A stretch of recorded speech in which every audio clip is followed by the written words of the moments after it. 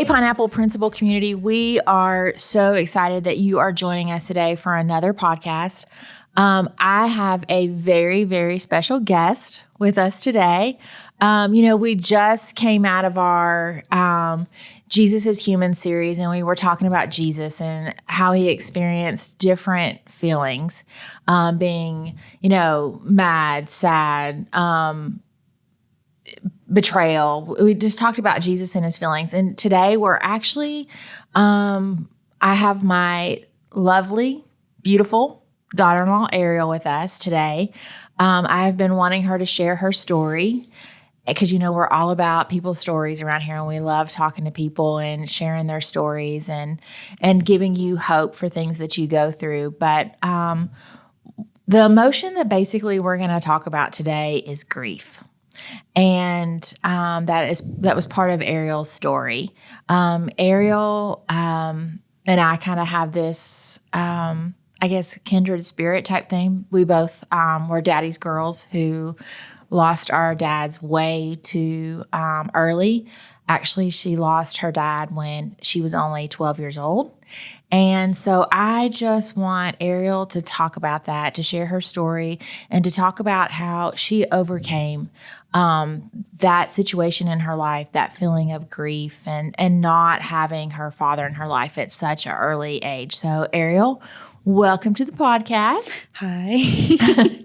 I can talk all about you, and I can say, oh, she's married to one of my sons. Yeah. She has two of my amazing grandchildren, my oldest grandchild and my youngest grandchild. Mm-hmm. So, but is there anything else that you want our audience to know about you?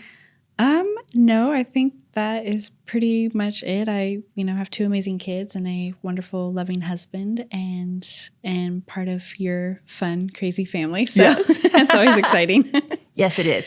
And you were raised in church just like I was. Yes. That's all you've ever known your whole life mm-hmm. is church and Jesus and going to church. Your grandparents were missionaries. And so we have a lot of similar background. Mm-hmm. And but like I said, you lost your dad when you were 12. So do you just want to take us back to that story and tell us what happened? Yeah, sure. So it was St. Patrick's Day in 2002, and my dad worked at a steel mill. He was a crane operator.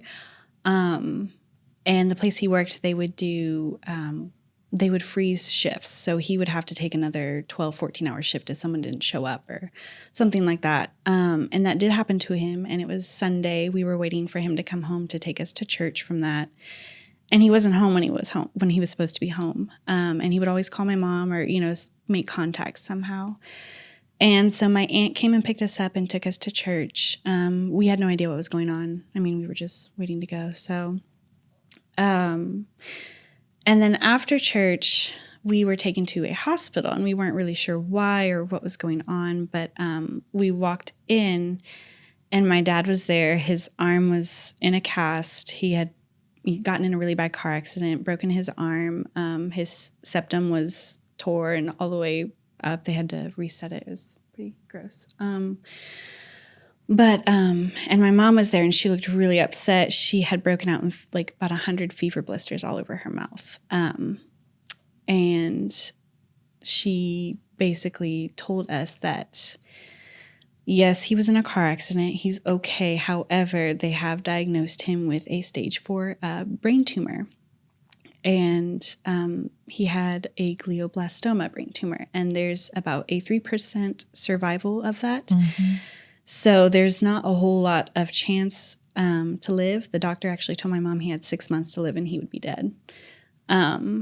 So that was pretty upsetting for her. So she went and got a new doctor that would provide some sort of hope for her. And he did. And my dad did a lot of chemo and radiation, had to shave his head. He went under gamma knife and anything that was available, he tried.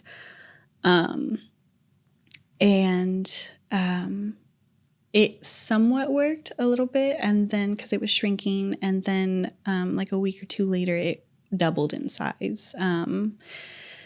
And it was a lot. My mom kept us very much aware of what was going on. She didn't want to hide anything or make it look like he was not going through something and that our lives were normal. She did want us to proceed as normally as we could, so we would still hang out with friends, go to school. We did all the normal things kids do while our dad is at home dealing with cancer. So we did that, and then he just kept getting worse, and, he would have seizures, and he fought this for about a year. So he lived longer than 6 months, so that was nice. He lived longer than 6 months, so that was really nice. But he fought it for about a year, and probably, I forget when they decided to bring him home for like a hospice type in-home care. But they did. My mom wanted him to be home when he passed, so that we could still see him and be part of it. As it got closer to the time of him passing, like, she would show us like his fingernails, like the different like things that you look out for when someone's dying. Just so that we could somewhat be aware of how much time was left.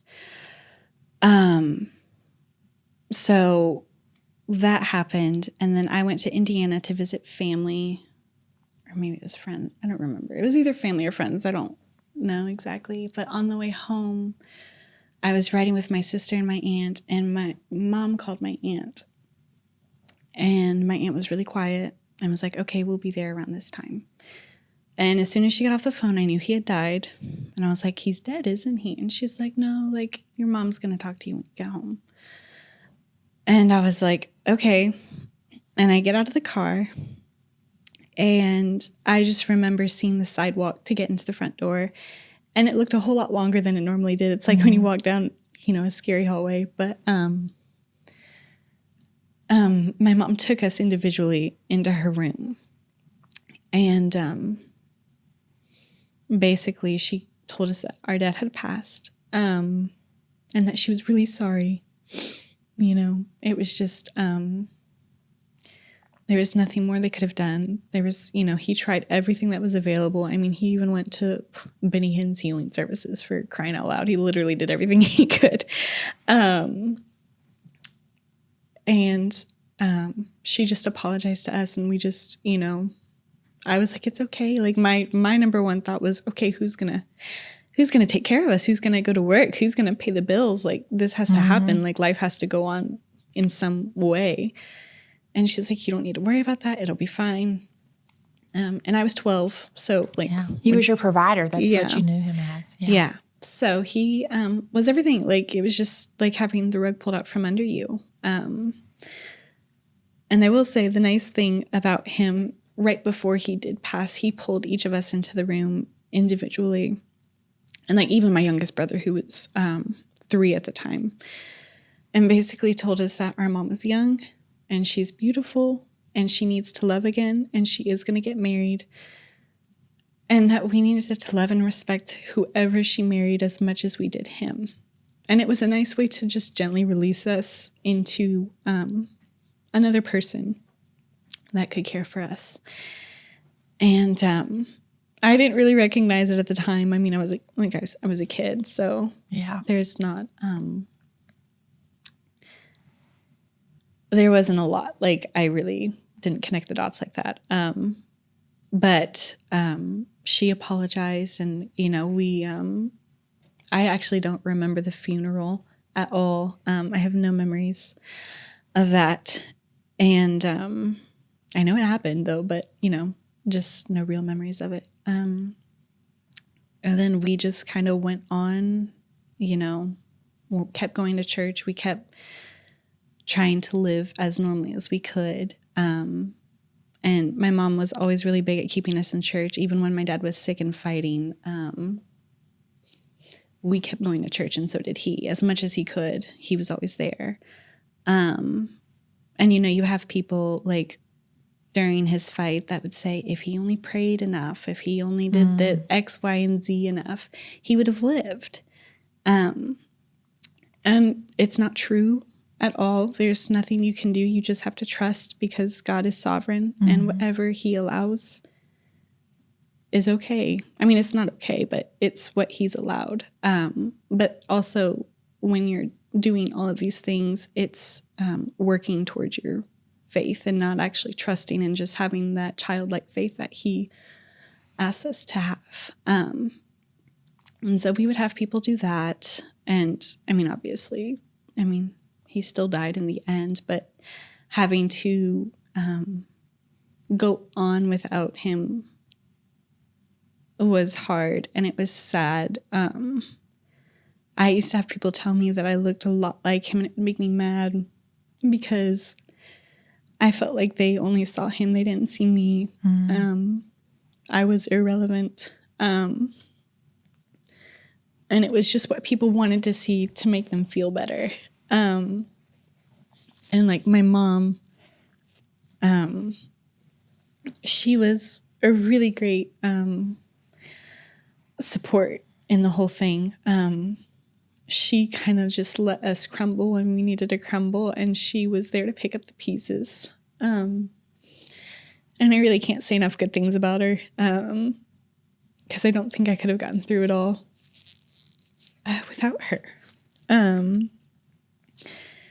So, and like the experience that I had with that is entirely different than what my sister had, but I have a Bible verse that I always would revert back to even when I was like in kindergarten, like really young. And it was Philipians 4:13, and it's, I can do all things through Christ who strengthens me. And I just would kind of constantly say that over myself. And I can do this. I can do hard things. I can go through life, even though my dad's not here. And, you know, because he is the ultimate comforter. He is there in your times of need. And yes, he is. He's close to the brokenhearted and crushed in spirit. And I would just say that, like, you know, he's not terrible. You know, why does God allow bad things to happen to good people? You just never know. But you just learn to be okay with it and accept it for what it is. Because my mom did marry again. And, you know, it worked out for all of us. I mean, I honestly, my dad now, I could not pick between either one of them. If I was given the choice to have my dad back or stay with my dad now, I would not be able to choose because they're both just so wonderful. And he's been, you know, a great dad. He's been a great grandfather. I mean, he's a lot of fun and he's really sweet. Just, he's a lot like my dad was. So God did repair us and make us whole. There's always still that little bit of sadness because grief is not something you ever really just get over. No, you don't get over it. No, you have to work through it, and it kind of ebbs and flows like the ocean. It's, you know, I do really good, and then, you know, I have a kid and I'm like, oh my God, you look like my dad. That's weird. But also thank you. Cause like when I was pregnant with both of my kids, I prayed that they would have something that was just obviously his, that I could see and just smile on and be thankful for. And they both have something of it. Like Merrick and Sahar both have his dimples, and my dad's pictures of him as a child look a lot like Merrick's do. So it's kind of nice to see that. And it's just like a nice little present that God was like, I haven't forgotten. Yeah. I still have the picture you sent me of your dad that he was, when he was little, that looks like Merrick on my phone. Yeah. So it's really nice to have those little gifts and just, you know, trust that God needed him more than I needed him. Which sounds kind of crazy because he doesn't need anybody, but that's what people say when you're hurting. That's what people say. Yeah, exactly. And a lot of times there's just not a bunch they can say to comfort you. So you just kind of have to be okay with, you know, just being present for somebody. But I saw this thing where they were talking about grief. And it's basically, and this is just a shorthand. I'm terrible with expressions. So, but it basically is grief is love with no place to go. Yeah. And it is, because It is. it's not, I don't resent anything. I don't, I just have a whole lot of love that I can't give to him. I can't physically hug him. I can't ever, see him again. Not until we get to heaven anyways. Right. So that is the nice promise that he gives us also, which is, because I know he had Jesus in his heart, and I know he's up there. So it's kind of nice. But it was a hard year, and it, like I said, it ebbs and flows, and hardness and sadness. But I have this book actually that my mom gifted me a couple years ago, and I forget his name, but he's a rabbi, and it's called More Beautiful Than Before. And it's about grief, and it's talking about when you're in the survival mode and getting to the healing area, and kind of what that looks like. And at the very end of the book, there's an excerpt, and it says, "What was beautiful when whole is beautiful when broken too." Yes. And that resonated with me a lot, because we were perfect. Like, I won't say we were perfect when we were whole, when we were together, but it was a happy, healthy home that kind of felt like was just ripped apart overnight. But God repaired it and provided someone that kind of blended and braided us together. And it was just a really nice, smooth transition. So I'm forever thankful for my dad, my mom, and,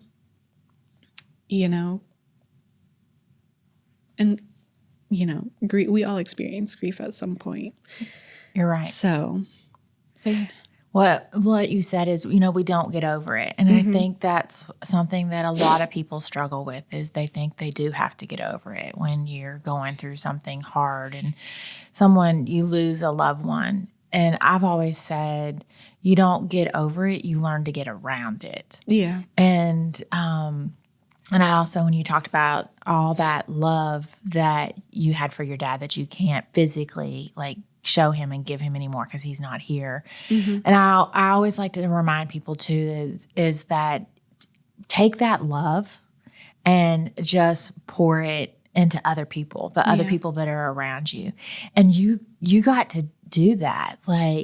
You not only got a new dad, that came into your life, and he is an amazing man, and I think a lot of him, but you also got another little brother and another little sister that you get to pour all that extra love into. And I mean, I know you love your brothers, but you and Which Ava, ones?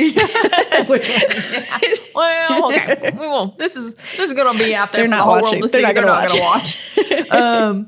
But I know you and Ava have a very special relationship, and it's like you said, you wouldn't be able to choose if somebody made you choose which dad. There's no way you could, and it's like now that you have this sister that you wouldn't have without what you've been through. Yeah, and I think it's always looking at what good, like I always talk about, taking those ashes and turning them into beauty. I love that scripture. Yeah. And you now have this beautiful sister and you have this beautiful relationship. Yeah. And so I think that's special. And I love, love, love, love how you talked about how you just settled on Philippians 4:13 and said that to yourself over and over and over again, because that's something that I say here all the time is being in your word and knowing the word and saying it over yourself, praying the word is such comfort. That's why God gave it to us to use it. The Bible is like our roadmap.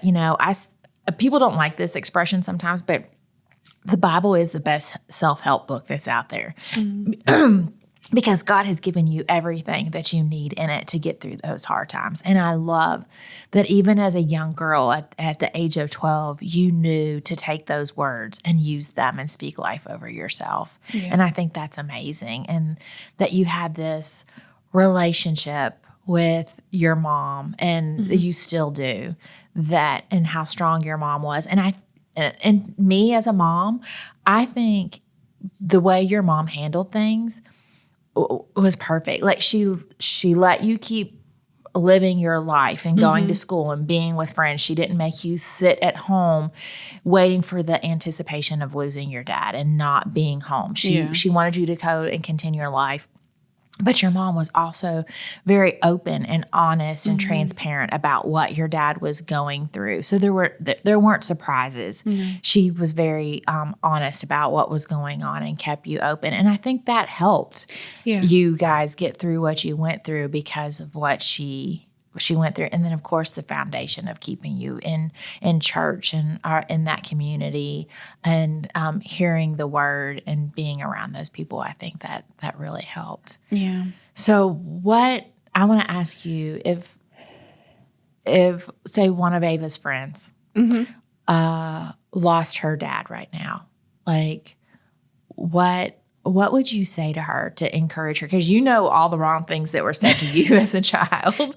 You know, when you lost your dad and when you were going through that. If someone's going through something that's very similar to what you went through, what would you say to them? I mean, it does get better. Time does heal. I would say the best thing that was done for me was keeping his memory alive, talking about my dad, being able to connect with him in pictures and videos, and just keeping my relationship with my grandparents on his side and my aunt and uncle and all my cousins over there. I think that helped heal my heart the most than any one thing. But I would just, if you have a verse, cling to it. I mean, church is probably, being part of a church is the last place you want to be part of when you're going through something. I mean, when you're going through something like that, it is, because it feels like no one really understands, but also it's a whole lot of people that are there trying to love you and care for you and support you. So it's kind of feels like a double-edged sword sometimes. But because like you said, sometimes people say the wrong things. Well, they say the wrong things out of, they just don't know. Ignorance. And they're trying to be helpful. And I love what you said about just sitting there with them. Yeah. And, being okay. I had a girl in my class ask me if I was happy that my dad died because I wasn't going around crying all the time. And I was like, no, I'm just trying to, be normal like you. I'm trying to go to school. I'm trying to have a life. I'm trying to, not pretend he doesn't exist, but, just go on and be at peace with what's happened and just, not be reminded of the loss that I've endured over the past year. So yeah, just being comfortable in silence, being with somebody, just being there to support them. If somebody has, my mom always said, don't ask to do something for somebody, just do it. Just take them a meal, just mow their grass. She's like, I couldn't even think of stuff when people asked me what I needed because I was in such a cloud and it almost felt like it wasn't real. So, she, just take action. I think Mr. Rogers, I think his mom is the one that says, look for the helpers. Yes. And so I always love that quote because the people that are helping are providing the most support, whether they realize it or not. So always be a helper, be available, and just be comfortable in silence. It's going to be awkward and uncomfortable, but as long as there's support, I feel like that resonated the most with me. Yeah. So that would be my biggest takeaway. I love it. I love it. Do you have anything else you want to add? No, I think that you did. You did a beautiful job. Thanks. Thank you for sharing your story. Yeah, of course. I appreciate it very, very much. Of course. And I know that it's going to help someone else, even if they're not going through it now, that they'll remember if they do go through it in the future, they'll remember this, and it'll give them hope, and it'll give them strength and encouragement to get through grief of losing someone they love.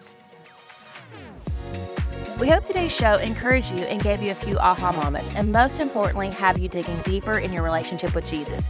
Make sure to check out the show notes for any scriptures or books we mention, and if you love the podcast, make sure to hit that subscribe button wherever you listen and share it with a friend. And if you want to know more, follow us on Instagram or go to our website, pineappleprinciple.org. Until next time, stand firm in your faith, own your crown, and love like Jesus.